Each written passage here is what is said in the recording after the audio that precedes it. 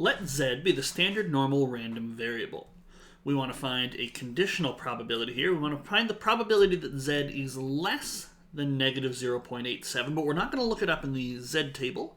At least we won't need our z table right now, because we want to find that probability given that we know that z is less than negative 1.31.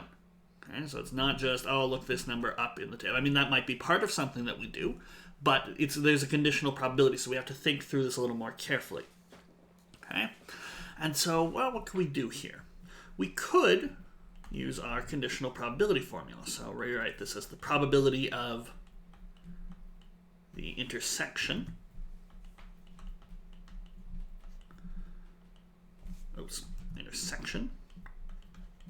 of the unknown event and the known event, and divide it by the probability of what we know. We know that z is less than negative 1.1, negative 1.31. There we go. Okay, so this can easily be looked up in z table to whatever accuracy you have at hand.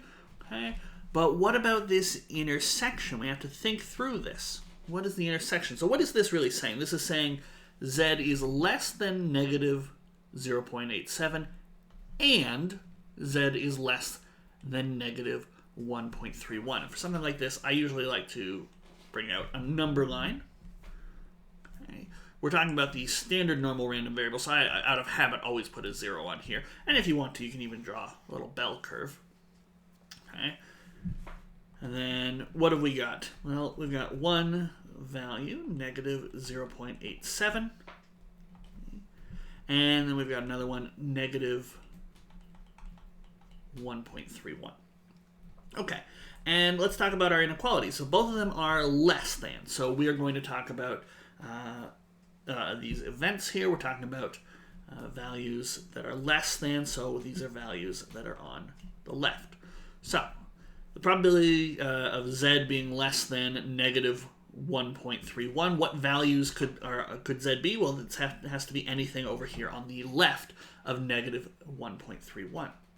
Okay. What about values of z that are less than negative 0.87? Well, they are to the left of negative 0.87. So what values satisfy both those conditions that are to the left of negative 0.87 and to the left of negative 1.31? Well, we see what they have in common is just all the values to the left of negative 1.31. That's the only place where there's overlap. Okay? So it turns out this event, z less than negative 0.87, intersect z less than negative 1.31, is really just z being less than negative 1.31. Right? Because if you satisfy this event, you automatically satisfied that event, and you satisfied this just because well, the picture sort of explains it. Values to the left of negative 1.31 are by definition, or by default, I guess you could say, would be a better way, they are to the left of negative 0.87. So this intersection event can be replaced, and we could write, instead the top is just this much simpler event. And still divided by that denominator.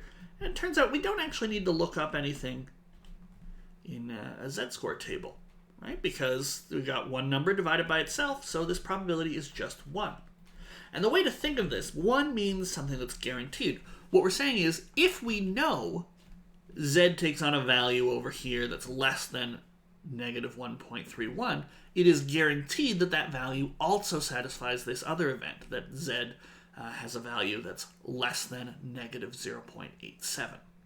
So we can calculate that it's a 1, and we can also interpret this. This does make sense. This value of 1, it is guaranteed.